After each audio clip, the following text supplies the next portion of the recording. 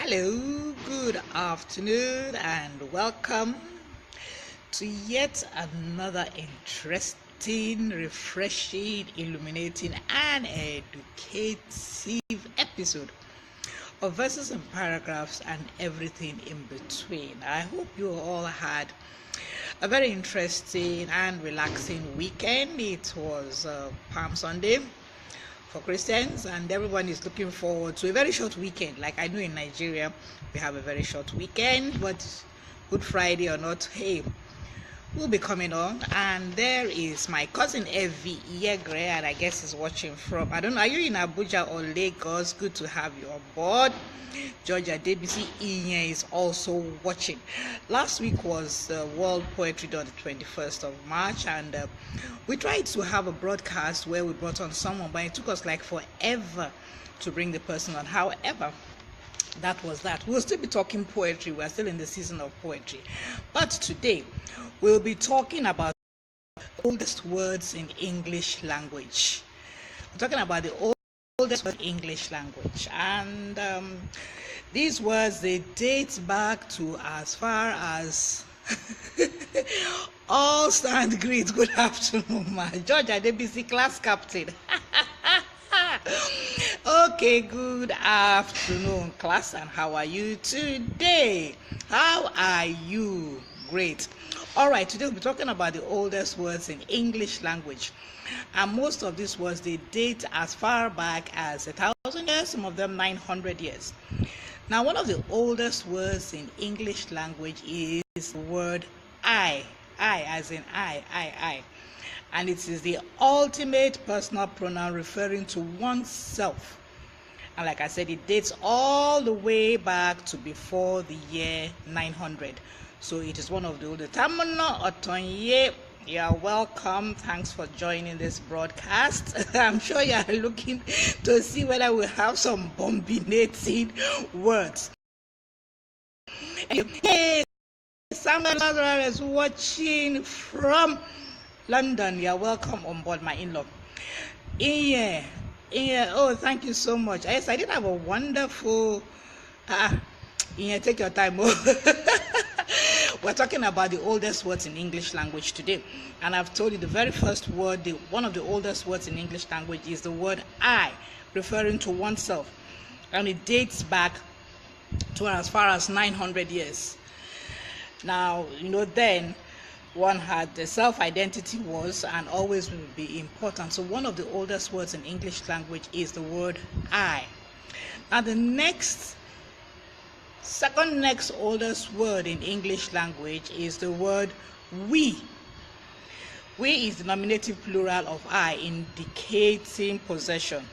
So you see, when you're talking about I, you're talking about I as in, there's so many people there. And then we also have to talk about we, because the people were together. So if one of the oldest words was I, it follows that the next one will be we, because you have to talk about oneself and multiple others. So Jan Wadia, thank you so much for tuning in here. Bonifo, I am hearing what you are saying. We are still talking about the oldest words in English language, and the very first one is the word I, because at least that time there was just a person. You had to look for a way to refer to yourself. And then the next one was we. We, myself, you, multiple others. And these words, they all date way back beyond 900 years. Then another word. Okay, my sister Eloho is watching from Aberdeen. Aminu Ismail, I think you're watching from Kaduna, Abuja. I don't know where you're watching from, but you're all welcome on board. Now, the next of the oldest words in English language is the word black. And like we all know, when there's no sun or when there's no light, it's dark, and of course. So it is simply the absence of color, and might explain why this world was created long ago, because of course long ago there was day, there was night, and because it's black, indicates the absence of light. Then, of course, one very important word, which to so many people all over this world is very important, is the word mother. Mother supports the idea that the concept of family goes back thousands of years. And what better way to describe the person who brought you into the world? Everyone's talking about mother. We're talking about the oldest words in English language. We're talking about the word I, we, talked about black. Now we're talking about mother. Now when we talk about mother, the next word we're talking about is give. And this is something which mothers usually do. They always do it so well, and it originated before the year 900. Most of these words, they date back beyond the year 900 or so. And it means that man learned long ago how to work together to share. Because people could give way back then. I don't know about now. Now we're finding it difficult to give.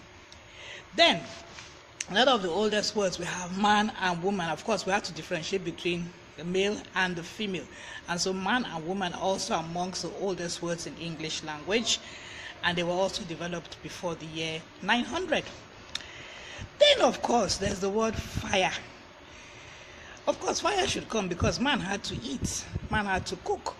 And if he's cooking, what is he cooking with? He's cooking with fire. And, of course, one needed fire to be able to survive. Then there was no electricity. No problem. Rub two sticks together. Hey, presto, see fire. Warmth and a sense of security. So we've talked about how many words now? We've talked about I, denoting oneself. Then we, which means that I'm not alone. There are multiple others. Then black, the absence of light. Incidentally, white does not even date to way back 900 years. And then the word mother. Mother is supreme everywhere, all over the world. Mother is supreme. Everybody reveres mothers and everything. And then there's the word give. You have to give. Mothers, they like giving a lot. They give birth to people. They bring almost everyone. If everyone is brought into the world through a woman, and so mother. Then man and woman also. And they were talked about fire. Fire is also one of the oldest words. And then naturally it follows that after you finish with the fire, the light powdery substance. The light powdery substance which remains ashes. So ashes also constitutes one of the oldest words in the English language. I, we, black, mother, give, man, and woman, fire. In fact, in here, I will soon change George Adebisi from being class captain. Iye shall soon become my class captain. That's awesome, wonderful. Iye has been able to tell me the words that we've been talking about, the oldest words in English language. We've now talked about ashes, because after you've used fire, it's going to burn. And then this light powdery substance. And of course, what better way to refer to than ashes? And they all date back to like 900 years or 950 years. Then, of course, how did people build the fire? What did they use to build the fire? What did people use to build fire? The hand. So hand also ranks among some of the oldest words in the English language, and it also originated before the year 900. I'd like to welcome Latifat Aduke Balokun. I can't remember that your country you're watching from, but thank you for joining this broadcast. We're talking about the oldest words in English language, and we've talked about the word I, denoting oneself, we, because there are multiple others. Then the black, because when there's absence of light, is black. Then mother, which is very important. Everybody reveres mothers all over the world. And then give, because mothers give. They give birth to people. They give life. Then man, woman, fire, and now ashes. Then after ashes, we also have the word hand, because you use the hand to build the fire and then clean it up. So these also rank back to more than 950. Okay, we're back. I don't know what happened to my connection, but we are back. Thank you so much for hanging on, staying on. I am back. Thank you so much. Then the word hear, to hear.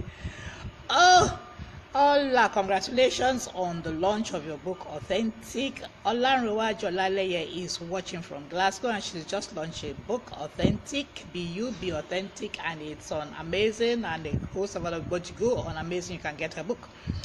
Helen Hussein, I think you're watching from Abuja. Thank you so much for coming on. Today we are talking about the oldest words in English language. Oh, okay, no problem. I can understand why you have been absent, Olanrewaju. No worry, I can forgive you. You're my personal person, Abi. No, no shakes. Anyhow, we're talking about the oldest words in English language today. We've talked about the word I, which denotes yourself. We talked about we, because once there is I, there has to be we, because it'll be more than other people. You're welcome, Olanrewaju. Ifoma, you're welcome on board. Thank you for joining our broadcast today. We're talking about the oldest words in English language. There's I, as in me, denoting oneself. You have a denoting okay, my identity, I. Then there's we. When you have we, more than one person, because obviously there will be like a family or so. And then after we, there's black, which denotes an absence of light. And after black, we have the word mother. Mother is supreme. Even in the Igbo language, mother is supreme. And of course, many people, when they want to get people's attention with their advice, they use mother. And what else do mothers do? Mothers give. So give is another of the oldest words. All of these words, they date back to like 1,000 years.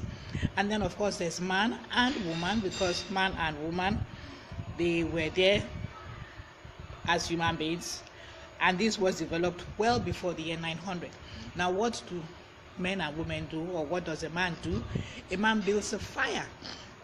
And so fire is also another of the oldest words, because with fire, there was no electricity, no problem. You rub two sticks together, hey presto, there's light, security, warmth. And then after the fire burns out, what do you have? You have ashes. And so ashes also constitutes another of the oldest words in the English language. And then what do you use to build the fire? You use your hand. So hand also constitutes some of the, there are many more words, but these are some of the ones we just talk about today. We talk about hear, that's to hear. And of course, this one was also there before the year 950, and when you are hearing, it enhances human interaction, because if you cannot hear, then you cannot interact with your fellow human being. Now those are the words we don't talk about today. We'll talk about more of them maybe tomorrow and other broadcasts. Now our word for the day, we always have a word for the day. Something funny, today I made some of in a sentence and people were making, I don't know why it sounded, is it because according to Lorraine Panam, she said because I used all of the words in a particular sentence. That's very interesting. Anyhow, our word for today is deracinate. Deracinate. Deracinate is spelled D-E-R-A-C-I-N-A-T-E. Deracinate. Ash's hand, and here, yes, here you got the ash sign. Something is now blocking it. Let me take it off. Because it is all right. There you go. Because I'm using my phone, and of course some of these things coming. Okay, Chisom Grace, I remember you from Dr. Raphael James library. Okay, all right. Now our word for today is deracinate. Let me see. Let me look up. Deracinate. This fan is blowing it. D-E-R-A-C-I-N-A-T-E. Deracinate. Deracinate means to uproot someone from a natural, geographical, social, or cultural environment. Now, when I first saw this word, what it reminded me of, for those of you who remember Things Fall Apart, remember there was this, when they used to go on raids, there's this boy, Ikemefuna, that was taken and given to the main character, I think, Okonkwo. So that reminds me of deracinate. The word is spelled D-E-R-A-C-I-N-A-T-E.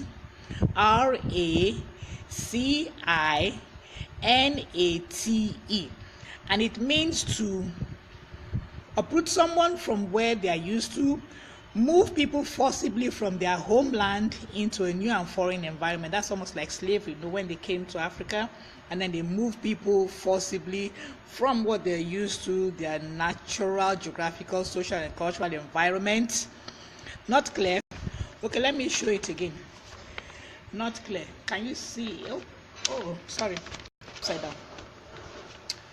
Okay, the fan is blowing. D-E-R-A-C-I-N-A-T-E. Deracinate. Can you see it now? Deracinate. And it means to uproot someone forcibly. When you force someone from where they are used to, their homeland. Okay, glad she's got it now. From their homeland, you forcibly remove them into a new and foreign environment. It just reminds me of the slave trade or slavery when they came to Africa, and they forcibly removed people from they're used to a foreign environment, a foreign culture where they were not used to. So that's our word for today, to deracinate. When you pull up by or as if by the roots, someone is rooted. I don't know, can you deracinate plants when you pull, when they say pull up by the roots? Or possibly can you deracinate a plant when you pull maybe something that's growing somewhere, you pull it up from where it's used to and go and transplant it? Is that deracinating? I don't know, possibly. But if it says that to deracinate is to pull up by or as if by the roots, then we all know that plants are rooted. Okay, add an E at the end of your word, EBM. Deracinate. Add an E at the end, deracinate. And it means to uproot someone from their natural, geographical, social, or cultural environment.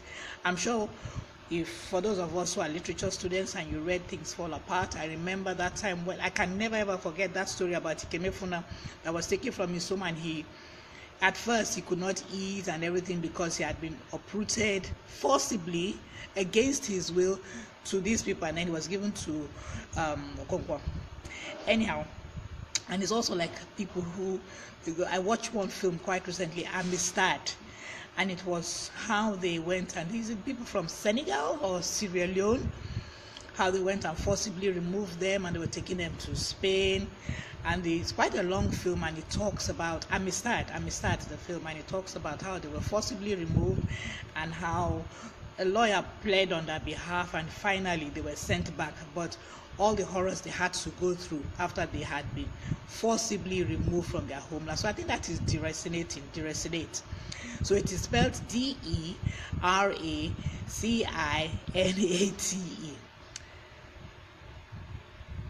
I think, well, possibly, okay, I don't know, I'm not laughing. It says, can this be likened to Morocco issue some years ago, where you forcibly remove someone from their environment against their will? I guess, yes, they are deracinated because you forcibly remove them. But then, where were they taken to? They were forcibly removed, or putting someone from what they are used to by force. Not because they want to be removed, but I think you are right. It's not a laughing matter. It sounds funny. It may sound funny, but it's true. They have been deracinated. Now, there's one thing I like to do. While I was going through what I was doing, I came across some quotes by powerful women, and it says 7 quotes by powerful women to share with your children. But for those who do not have children, yes. Things Fall Apart, Kunta Kinte, Gambia. Yes, those ones were all deracinated. George, that's very good. Yeah, Kunta Kinte. So now I have this quote from a very powerful woman. I mean, she is a powerful woman, and it says to share with your children. But if you do not have your own biological children, maybe you can share with your people. And this quote is from Michelle Obama, and it says, listen carefully, empower yourselves with a good education, then get out there and use that education to build a country worthy of your boundless promise. That is a quote by Michelle Obama, and of course she's a powerful woman, and I think it is a quote that we can share with our children, share with children you are friends with, share with young people. Let them get out there and get an education, which is also part of the objective of this broadcast. It is to encourage the reading culture while learning something new. We shall soon be starting a group, and in your different places where you are, we'll be talking about different things we can do to help raise awareness for reading, bringing back the book, bringing back the culture. And on that very promising note, I think it's time for me to sign out. I would like to thank everyone who came on this afternoon to watch.